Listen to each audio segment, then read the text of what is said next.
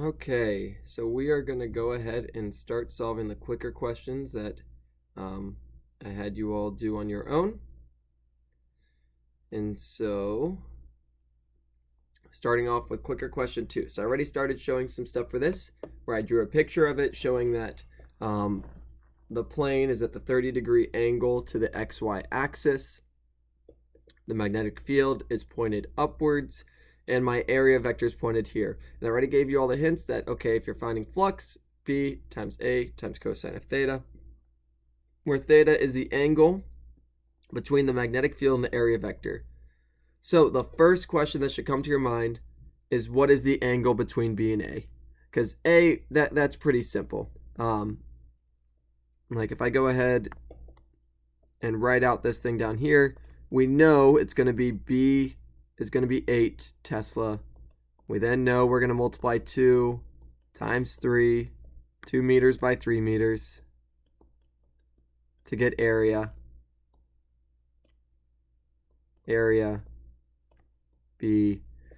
Cosine of what? Is it cosine of 30 or is it cosine of something else? The way to figure that out is, so I draw my area vector like this, and my magnetic field area, I'll move this over so I have space, magnetic field, and I want this angle. Well, let's look at our picture, and let's imagine that I started, this is the way I kind of do these problems. Imagine I started to flatten this plane. So instead of the plane being at a 30-degree angle, I started to move it smaller. Well, what's going to happen to this angle?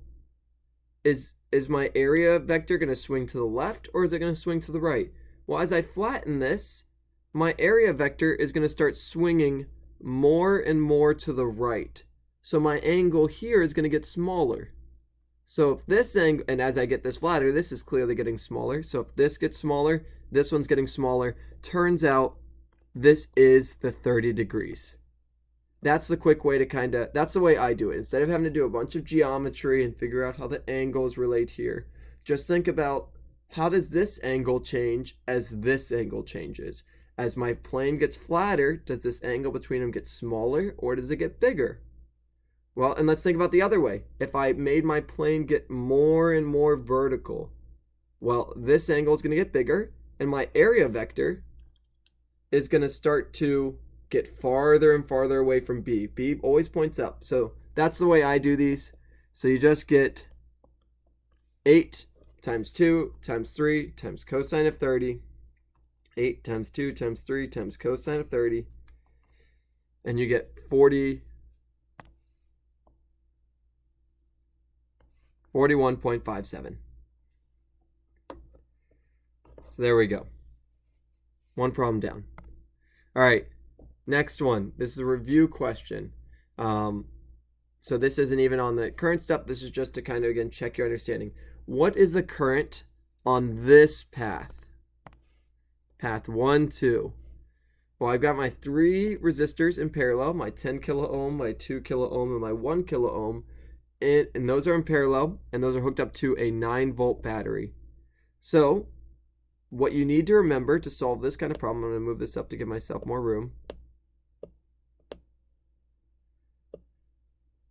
is the current in this path. Basically, if I can reduce the circuit to this one resistor, the current through this resistor will be the same as the current up here. Current is the same in series. So basically the current from 8 to 1, from 1 to 2, and from 7 to 8 is all the same value. And if I can actually combine these all into one resistor, as shown in the picture here, that one resistor will have the same current as path 1, 2. So that's the idea. Okay, and real quick, I had a question. How can A swing to the left and get smaller? It looks like it would get bigger. Yeah, so that's right. If my plane went more vertical, the angle between A and B would get bigger. So yeah, if A swung to the left, and unfortunately my imagery I'm showing is going to get reflected badly. But yes, my plane, because the camera is backwards, which I've just realized. Hopefully there's a way to mirror that, and I'll try to fix that in the future. But if my magnetic field is straight up, as I make this more vertical, you do get a bigger angle, which still, again, gives us that correct logic that we had before. The angle would get bigger, and the angle between the plane and the XY axis would also get bigger. Subsequently, if my plane went downwards, my angle between it and the XY plane would get smaller, and my angle between A and B would also get smaller. So you can see here that they're kind of one-to-one.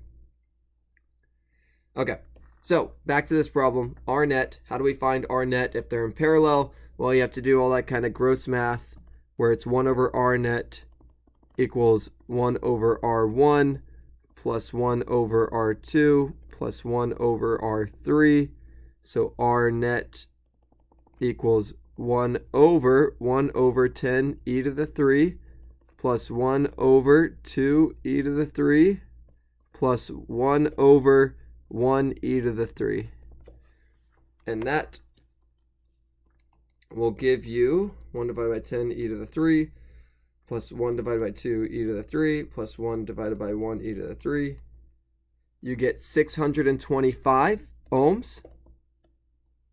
The quick check there is that less, because we're doing the parallel, the quick check is the one I'm getting, the final one, smaller than the smallest resistor? Okay, so that finds that is smaller than the smallest one. And so there we go, quick check. And then if we want to find the current through it, V equals IR, because this is the only resistor in here, it has the same voltage as the battery.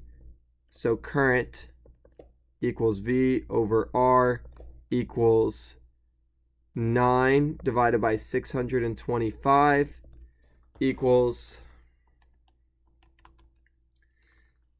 and I'm going to plug that in here, 1.4 e to the minus 2 amps.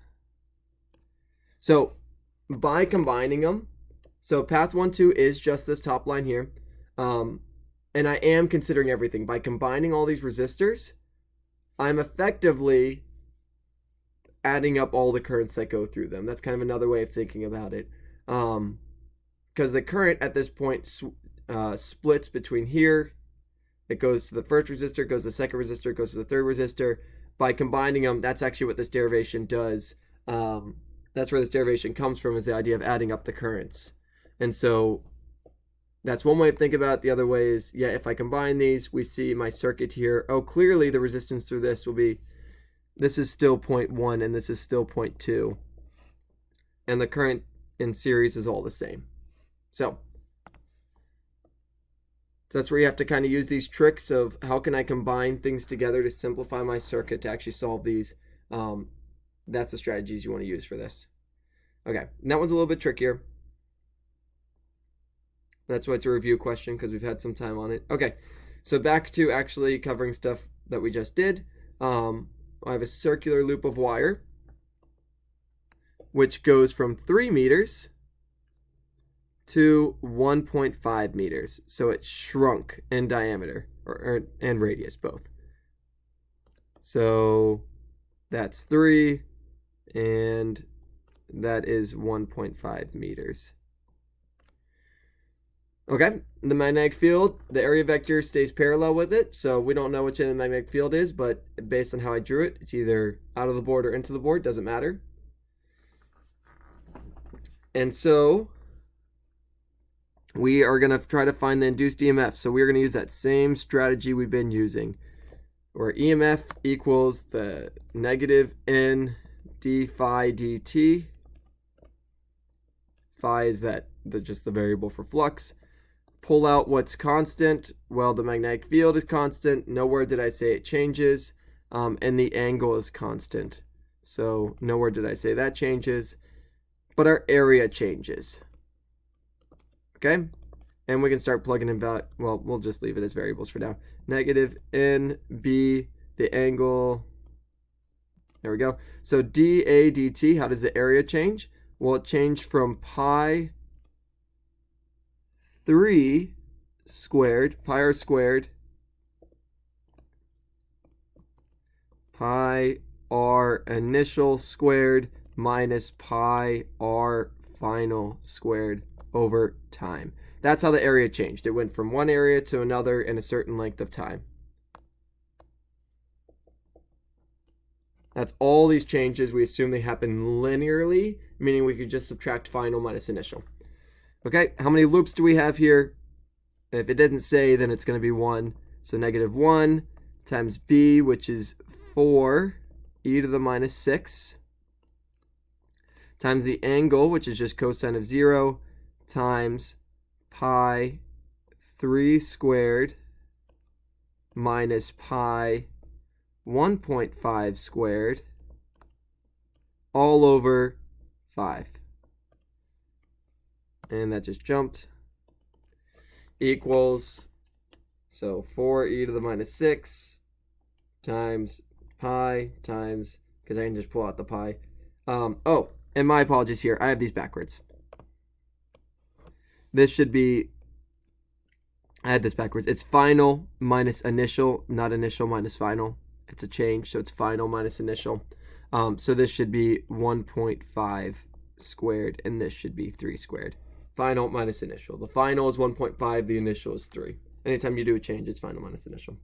1.5 squared minus 3 squared divided by 5. And the nice thing is we get that negative, so we cancel out the negative and don't have to deal with that. And you get roughly 1.70 e to the minus 5 volts. All right. So there we go. Area decrease, simple plug and chug. And the last one, and this is probably the trickiest one, is, and I tried to give you all a hint to help out with this, is I placed 2 protons 5 nanometers apart. So 5 nanometers equals 5 e to the minus 9 meters.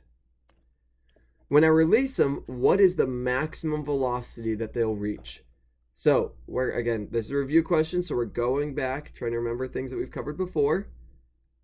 Anytime I use the word velocity, basically you should immediately jump to conservation of energy every time. And so if we're doing conservation of energy, we have potential energy due to electric initial plus kinetic energy initial plus potential energy gravity. We're just going to put them all equals potential energy final plus kinetic energy final plus gravitational final. We can see here they're not moving, so this term is 0. So is this one, because we don't care about gravity, nowhere in here. And so we just need to figure out these other ones, the potential energy due to the electric field, the electrical potential energy, and the kinetic energy final. So one thing we already had is that if you have 2 charges, we actually had an equation for this. The potential energy due to 2-point charges will be K Q1 Q2 over R squared. That's just the potential energy of a 2-charge system. That's one way of doing this. You could even derive this because this is just Q times V. And we say that Q1, and so we'll say this one's 1 and this one's 2. Charge 1 experiences a voltage due to charge 2. These are the same exact, this is how you derive this one, because then the voltage is just K Q2 over R, and this should not be squared. No squared there. So there we go. That's the quick derivation. Okay, so we know that, and so we can just plug that in. K Q1 Q2 over R initial is going to equal kinetic energy. Well, what's going to be the kinetic energy? And here's the part that I had the hint for you all. It's that it's 2 charges. They're both going to be moving. Both of them are moving, and we know they're positive and positive, so they're going to repel. So they're going to start moving this way. And so it's 1/2 m1 v squared plus 1/2 m2 v squared. They both move. Okay, so, and they both are protons. They both have the same velocity. So I'll combine those in just 1 second. m2 v squared. And what's the final energy? It's K Q1, Q2 over R final. All right. Now this may look messy and challenging, but this is where we know all these variables. We know K, we know Q's. Q equals 1.602 e to the minus 19. We know the mass is going to be 1.67 e to the minus 27 kilograms because they're protons. Mass of a proton, charge of a proton. And let's go ahead and simplify these things even more. What is their final position going to be? Well, they're going to travel forever, so their maximum thing will be when R goes to infinity. So that means this term equals 0. So the long and short of this is you get K, charge of a proton squared over the distance, equals, and they're both the same, so M1 equals M2, V1 equals V2, equals M times V squared. So V equals the square root of K times Q proton squared divided by R times mass of a proton.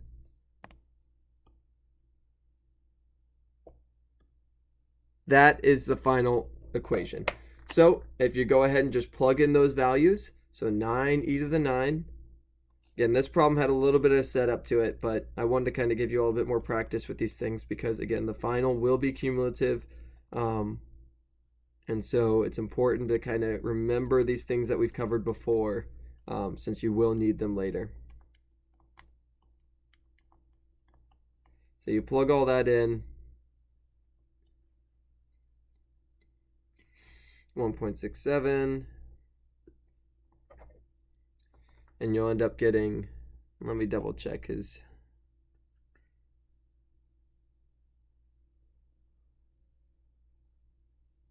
Oh.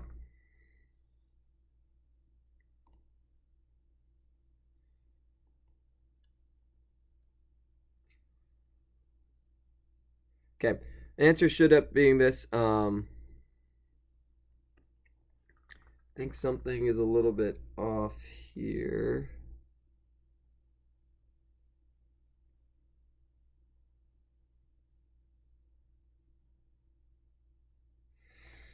May just be because P stands for proton.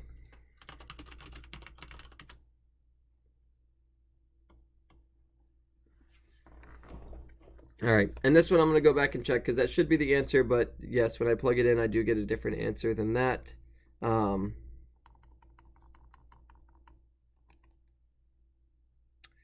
Yeah, so great news. I'll just give you all the points because I ended up actually squaring this thing for some weird reason when I was doing the problem. So the answer ends up being a secret option, and I'm just going to give everyone points for this. So don't worry, you still get my mistakes even remotely. You get 5.26 e to the 3 meters per second. So you got D when you plugged it in? Okay, so maybe.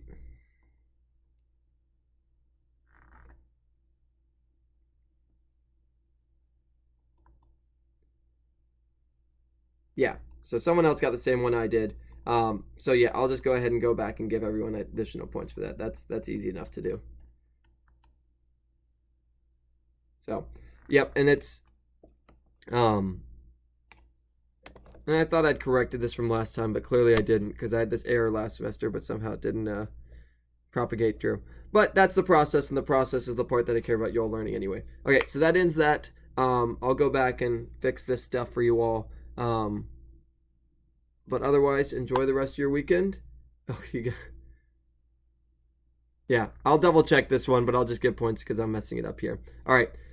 Have a great day, everyone. Have a great weekend. I will see you all on Monday.